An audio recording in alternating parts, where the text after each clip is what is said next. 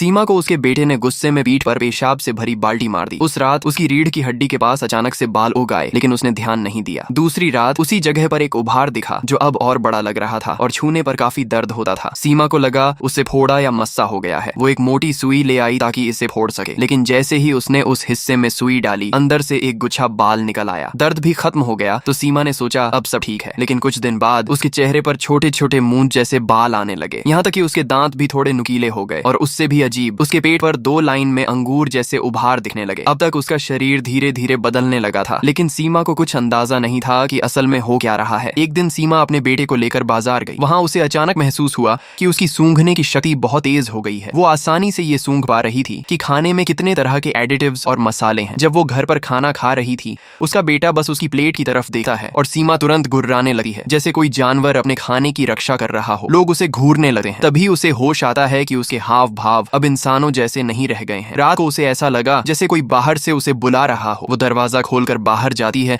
और देखती है कि वहां बहुत सारे आवारा कुत्ते खड़े हैं। उन्हें देखकर सीमा को डर नहीं लगा, बल्कि ऐसा लगता है जैसे वो उसके अपने रिश्तेदार हों। जैसे ही वो एक कुत्ते को छूने के लिए आगे बढ़ती है, पूरा झुंड अचानक उस पर हमला कर देता है। कुत्तों के हमले के साथ ही सीमा के अंदर छिपी पशु प्रवृत्ति जाग उठती है। वो अचानक जमीन पर घुटनों के बल गिर जाती है और अपने नाखूनों से जमीन खोदने लगती है। उसकी आंखों में जंगलीपन और शरीर में अजीब सी फुर्ती आ जाती है। वो अब धीरे धीरे इंसान से जानवर में बदल रही थी। वो